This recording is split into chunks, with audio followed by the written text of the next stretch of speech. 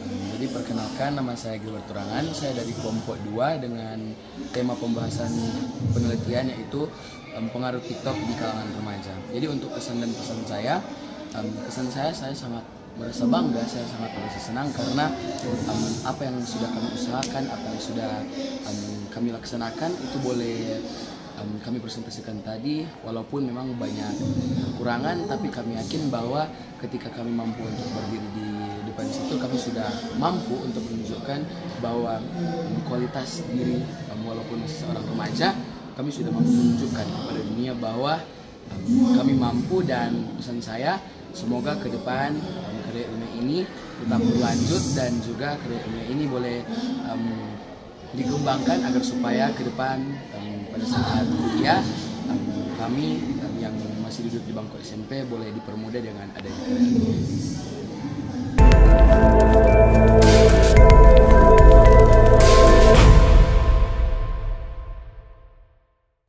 Penelitian kami dan perkenalkan, nama saya Gilbert Turangan dan di sini ada teman saya.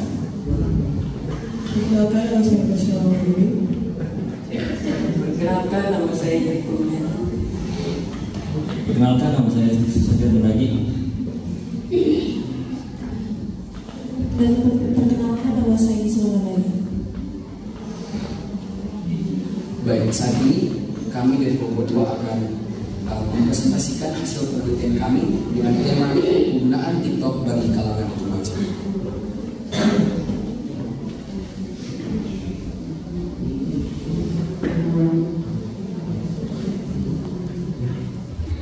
Mendengar istilah TikTok pasti sudah tidak asing lagi bagi para kalangan masyarakat, mulai dari anak-anak sampai lanjut usia. Bahkan anak-anak dalam konteks balita sampai dengan usia di atas 70 tahun sudah bisa menggunakan aplikasi ini karena maraknya perkembangan teknologi di era ini. Aplikasi TikTok merupakan media sosial yang didirikan di China pada tahun 2016. Penggunaan TikTok di saat ini telah marak digunakan mulai dari balita sampai orang lanjut usia. Melihat kepopuleran TikTok, pasti ada sejarah yang berlanjut di balik suksesnya aplikasi ini seperti saat ini. Tuakan demi tuakan tidak menghalangi TikTok untuk berkembang. Dulunya, aplikasi ini bukanlah bernama TikTok. Aplikasi ini juga tidak berada di negara lain kecuali China, yang didirikan pada September 2016. Dulu nama aplikasi TikTok adalah Douyin, di mana penggunaannya dapat membagikan video pendek dengan durasi 15 detik. Meminimalisir penggunaan TikTok. Tujuan penelitian mengetahui apa yang menjadi dampak penggunaan TikTok bagi kehidupan remaja dan apa yang remaja saat ini rasakan setelah menggunakan TikTok dalam waktu tertentu, serta bagaimana cara remaja saat ini mampu meminimalisir penggunaan TikTok. Manfaat penelitian yang pertama, mengetahui apa yang memberikan dampak positif dan dampak negatif bagi kehidupan remaja. Yang kedua, membantu orang-orang untuk memahami bagaimana remaja saat ini menjadi kecanduan akan penggunaan TikTok dan apa yang mereka rasakan setelah menggunakan TikTok dengan waktu yang panjang. Yang terakhir, mengetahui bagaimana cara yang dilakukan oleh para remaja untuk meminimalisir penggunaan TikTok. Landasan teori, apa yang dimaksud dengan TikTok? TikTok adalah aplikasi media sosial yang dimana TikTok dirilis pada September 2016 dan awalnya TikTok tidak memiliki nama TikTok atau dulunya memiliki nama Douyin, yang dimana TikTok ini dimiliki oleh sang pemimpin dan aplikasi ini tidak terkenal sebelum disebarluaskan. TikTok bukan hanya aplikasi pembuatan video saja, melainkan dapat memberikan hasil video ke media sosial seperti Instagram, YouTube, Twitter, dan lain-lain. Pada saat ini, TikTok menjadi incaran para kalangan remaja dalam pembuatan video pendek, sehingga persepsi orang tua dalam mengatur anak pengguna TikTok akan memberikan sebuah informasi ataupun perilaku positif maupun negatif bagi remaja. Sebuah informasi ataupun perilaku remaja yang menggunakan TikTok akan menjadikan pengetahuan baru bagi remaja, sehingga kalangan remaja dapat meniru atau menggunakan TikTok dengan gaya hidup masing-masing dengan meniru contoh yang ada dalam TikTok. Adapun pendapat-pendapat dari para ahli, yang pertama, menurut Dwi Putri Rubiato Adwiya, TikTok merupakan salah satu aplikasi yang paling terpopuler dan diminati usia di dunia. TikTok memungkinkan penggunanya membuat video yang berdurasi 15 detik disertai musik, filter, dan beberapa fitur kreatif lainnya. Aplikasi ini diluncurkan oleh perusahaan asal Tiongkok, China, yang bernama ByteDance, pertama kali meluncurkan aplikasi yang memiliki durasi pendek yang memiliki nama Douyin. Yang kedua, menurut Juliana Steve-Forzia tahun 2020, aplikasi TikTok adalah platform video pendek yang dibuat dengan durasi 15 detik yang berbasis sosial dan didukung musik. Aplikasi TikTok digunakan untuk merekam, mengedit, dan mengunggah ke beberapa media sosial sehingga dapat dilihat oleh teman-teman, baik sesama pengguna aplikasi TikTok maupun yang bukan pengguna aplikasi TikTok. Yang ketiga, menurut Yohana Nalibudere tahun 2020, aplikasi TikTok adalah sebuah jaringan sosial dan platform video musik Tiongkok yang diluncurkan pada September tahun 2016. Aplikasi tersebut memperbolehkan penggunanya untuk membuat video musik dengan durasi yang singkat. Kemudian yang terakhir, menurut Rusjit dan Azmasan, TikTok adalah sebuah aplikasi turunan dari internet yang berbasis media sosial dengan memberikan fitur untuk membuat dan membagikan konten berupa video saja. Kemudian, apa sih yang menjadi dampak positif dan dampak negatif dari TikTok? Dampak positif yang pertama, sebagai media menyampaikan informasi. Dalam aplikasi TikTok terdapat berbagai fitur dan diantaranya adalah fitur yang bernama For You, FYP atau For Your Page, yang menyajikan konten TikTok terbaru yang disarankan kepada pengguna sesuai dengan jenis-jenis konten yang disukai oleh pengguna. Kemudian, manfaat yang kedua adalah sebagai sarana meningkatkan skill membuat konten. Di era yang semakin berkembang ini, teknologi tentu telah menguasai kehidupan remaja. Dan untuk itu, di era yang semakin modern ini, skill dalam membuat konten tentu sangat diperlukan karena dapat membantu kehidupan remaja. Kemudian yang ketiga, itu meningkatkan kreativitas. Aplikasi TikTok memicu para penggunanya untuk membuat karya-karya yang menarik sehingga hal-hal tersebut dapat menambah kemampuan dan menghasilkan suatu kreativitas. Hanya butuh kreativitas saja, kita mampu menghasilkan berbagai macam jenis konten yang menarik. Misalnya, konten bernyanyi, dubbing, membagikan kata-kata motivasi, sosial eksperimen, sains, materi pembelajaran, konten prank, dan yang sangat keren saat ini adalah konten challenge yang sedang ramai-ramainya beredar di aplikasi TikTok. Kemudian dampak positif yang keempat adalah sebagai sarana untuk meraup pemasukan. TikTok menjadi tempat dan banyak konten kreator untuk meraup pemasukan. Bukan hanya mengasah kemampuan, tetapi TikTok dapat menghasilkan pundi-pundi rupiah lewat kerja keras yang dilakukan oleh para pengguna. Hal itu didukung juga oleh ide dan pemikiran kita. Kita harus mampu untuk melihat gagasan-gagasan baru agar orang lain dapat tertarik dengan apa yang kita ciptakan sehingga dapat memperoleh viewers yang banyak, dan tentu dengan hal tersebut kita akan mendapatkan pemasukan yang bersumber dari TikTok.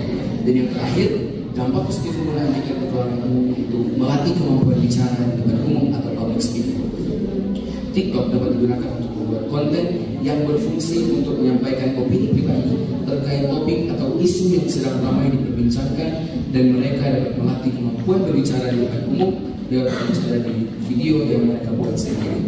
Saat ini banyak orang yang mulai memanfaatkan aplikasi TikTok dalam melatih public speaking, misalnya lewat konten motivasi dan vlog harian yang saat ini sedang tren dengan konten bernama A Day in My Life yang berisi tentang kegiatan yang dilakukan dalam sehari.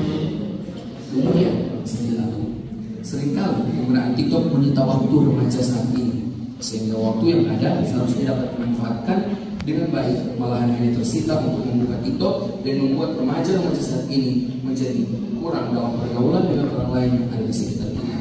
Hal ini seringkali membuat remaja-remaja saat ini menjadi tertutup dan menjadi terkucilkan dalam kehidupan bermasyarakat. Kemudian dampak yang kedua adalah sebagai sarana untuk memuja kebencian. Platform ini seringkali dimanfaatkan oleh berbagai orang, misalnya digunakan sebagai sarana untuk menjatuhkan orang lain lewat tindakan menjatuhkan, sindiran, dan pembulian verbal lewat fitur kolom komentar yang seharusnya tidak pantas untuk dilakukan.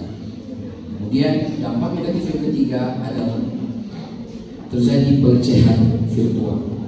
Aplikasi ini yang bersifat informatif seringkali disalahgunakan oleh berbagai pihak, sehingga informasi yang ada dalam aplikasi itu malahan tidak tersampaikan dengan baik, dan malahan tindakan ini dapat memicu terjadinya konflik sosial dalam masyarakat. Hal ini disebabkan oleh kurangnya kontrol diri yang memaksa untuk setiap pribadi menyebar luaskan semua hal tanpa mengetahui kebenaran yang ada. Dan dampak yang terakhir adalah terkena sindrom TikTok. Tren TikTok saat ini sedang merajalela, sehingga para pengguna terpancing untuk mengikuti tren tersebut dan agar terlihat tidak ketinggalan dengan teknologi. Namun ada yang sampai mengalami sindrom TikTok atau semacam gangguan koordinasi yang menyebabkan penderitanya tidak mampu mengontrol gerakan tubuhnya sendiri. Hal tersebut mengakibatkan para penderita mengalami gangguan tidur, stres, dan menjadi pribadi yang sensitif. Kemudian peranan TikTok dalam kehidupan remaja dan dampak penggunaan TikTok memiliki dampak positif dan juga negatif dalam kehidupan remaja saat ini.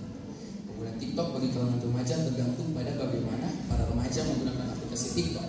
Jika digunakan dengan bijak, maka akan berdampak positif dalam kehidupan remaja yang akan menyebabkan para remaja kehilangan masa remaja yang seharusnya. Penelitian yang kami pakai adalah dengan metode survei. Metode penelitian survei merupakan jenis metode penelitian kuantitatif yang dapat digunakan untuk mendapatkan data. Data yang kami peroleh meliputi tanggapan dari para subjek. Pengumpulan data itu kami lakukan lewat pengisian kuesioner untuk mengetahui waktu penelitian.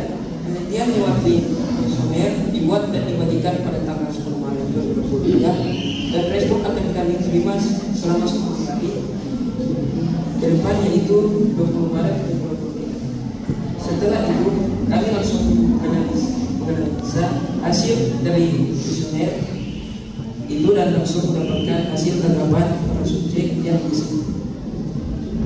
Teknik pengumpulan data yang kami pakai dalam penelitian ini adalah survei yang melibatkan responden lewat kuesioner dan survei dilakukan secara lewat link.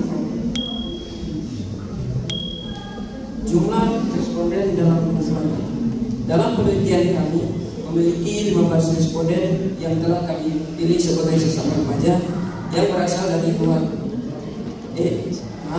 yang berasal dari latar umur berbeda, dari rentang usia 13 sampai 18 tahun. 10 dari 15 responden berpendapat bahwa TikTok sangat berperan penting di era saat ini. Apalagi saat ini kita semua sedang berada di era modernisasi yang sangat membutuhkan kemajuan ilmu pengetahuan dan teknologi di dalamnya. 93% responden mengatakan bahwa TikTok tidak berpengaruh dalam hidup mereka, apalagi dalam mereka menjalankan aktivitas sehari-hari. Dari semua responden, sebagian besar mereka tidak dapat menyampaikan hal apa yang akan mereka lakukan pada saat mereka telah kecanduan dengan TikTok, sehingga kami menganggap sebagian besar responden usia remaja yang menjawab belum dapat mengontrol diri. Dampak positif yang dialami para remaja setelah menggunakan TikTok adalah mereka dapat memperoleh ilmu dan informasi baru, dapat melakukan sharing dengan orang lain, menjadi lebih produktif, meningkatkan kreativitas, dan mengetahui hal-hal baru. Dampak negatif yang dialami para remaja setelah menggunakan TikTok adalah menjadi kecanduan, maraknya konten yang bersifat pornografi dan bersifat sara, mengganggu waktu belajar, kehilangan waktu penting, dan terkena TikTok. Kehadiran TikTok ternyata sangat membawa perubahan yang sangat besar bagi kehidupan remaja. Hal ini disebabkan karena pemanfaatan waktu luang tidak dilakukan remaja saat ini, dan mereka belum mampu untuk mengontrol diri mereka sendiri ketika mereka mengalami kecanduan. semua dampak akan terjadi. Tergantung bagaimana para remaja saat ini menggunakannya. Apakah sudah digunakan dengan baik atau belum? Saran, kehidupan remaja saat ini dituntut untuk mampu beradaptasi dengan perkembangan dunia digital yang saat ini semakin modern. Kehadiran TikTok sangatlah berdampak bagi semua kalangan remaja, karena adanya TikTok proses kehidupan kita telah berubah seiring berjalannya waktu. Namun, ada kalanya kita terjerumus ke hal-hal tidak baik yang memaksakan kita untuk terjun ke dalam penjerumusan itu, sehingga sebagai remaja di zaman yang semakin berkembang, kita semua harus mampu mengontrol diri dengan nyata dalam menggunakan TikTok. Kita harus menjadi remaja yang selalu cepat tanggap dan waspada dengan dunia saat ini. Ketika kita dapat memanfaatkan TikTok dengan baik, maka hal tersebut akan sangat membantu. Semuanya juga tidak akan terlepas dari peran-peran orang di sekitar. Teruslah menjadi generasi emas yang tangguh, gigih, berani, cerdas, dan berintegritas, dan juga bertanggung jawab, agar dapat membawa remaja masa kini menjadi generasi harapan bangsa untuk kedepannya.